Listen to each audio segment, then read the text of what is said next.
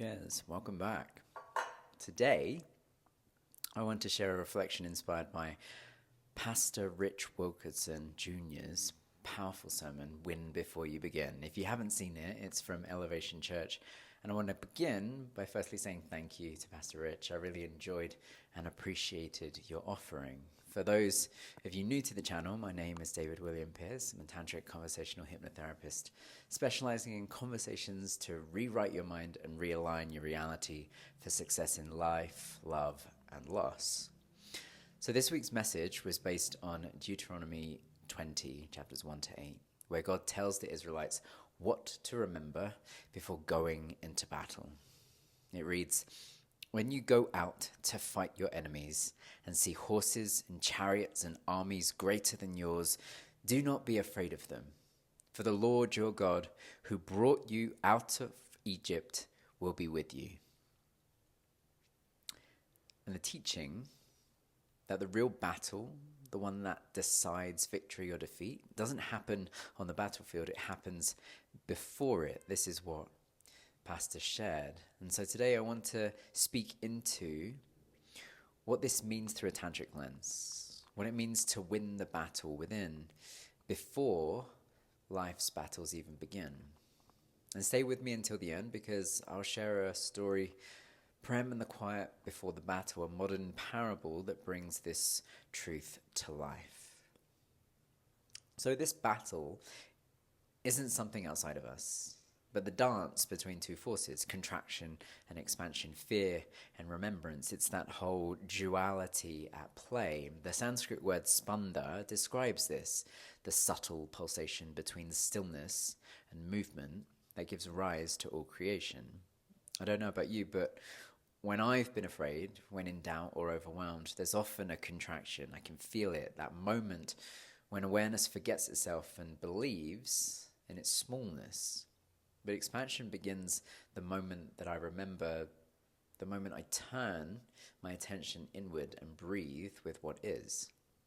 In non-dual Shiva Tantra, victory isn't about defeating the enemy. It's about remembering that we're never separate, and we never were separate from the divine presence that moves through us. Winning before you begin means returning to order, not the rigid order of control, but the natural order of divine awareness. So, what battles are you standing before today? And what would it feel like to enter it already whole, already victorious, because you remember who walks with you?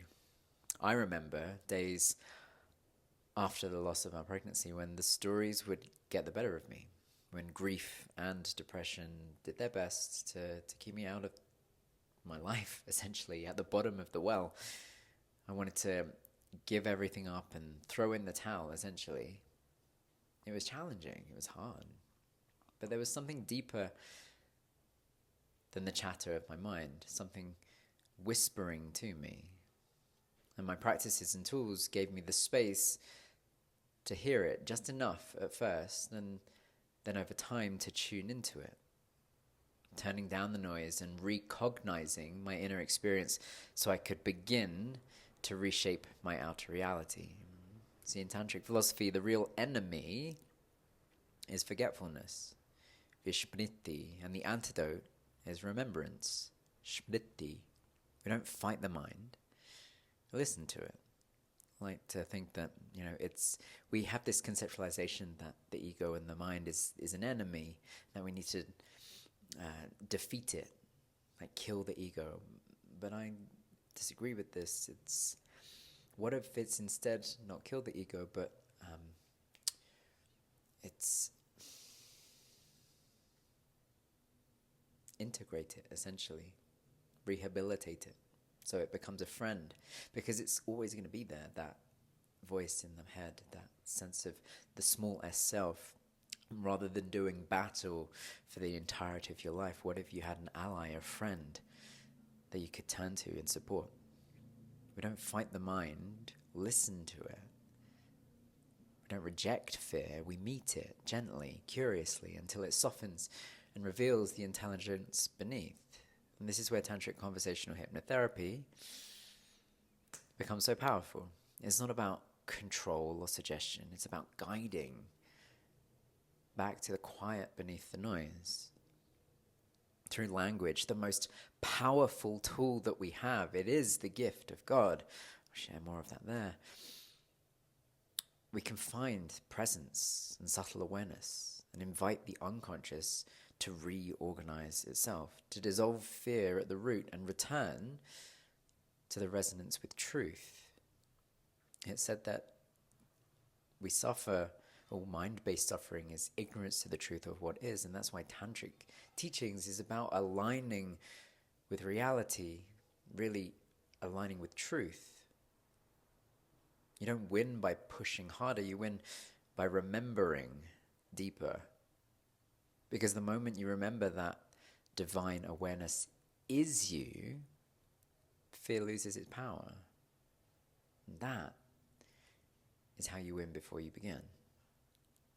So if you're struggling with a story that says you're broken, or you're wanting to reclaim the beauty hidden within your process, then this short story has been designed to help you integrate the teachings from that sermon, from that passage of scripture at a subconscious layer, that subconscious level, more effectively and efficiently.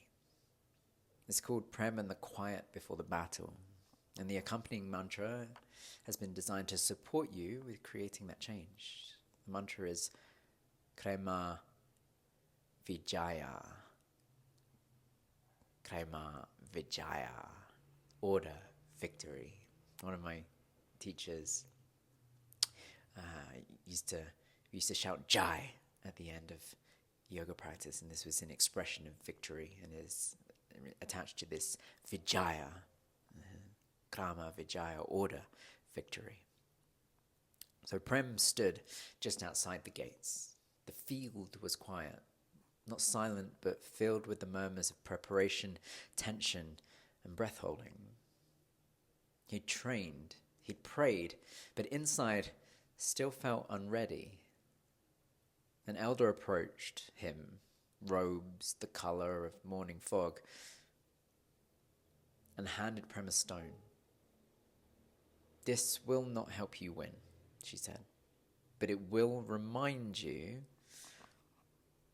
that you already have, that you've already won." Prem tilted his head.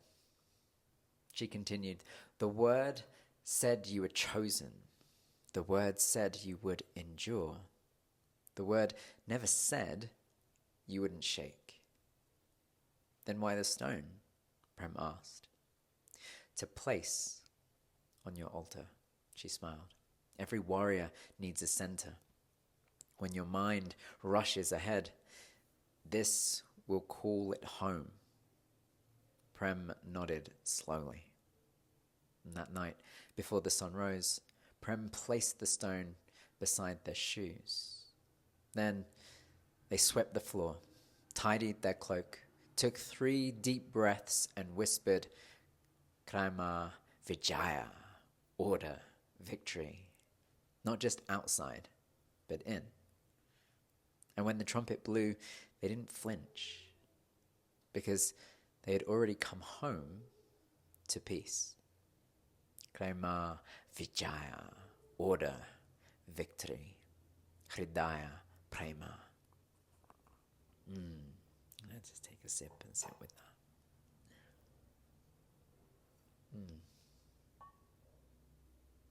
So, what battles are you standing before right now?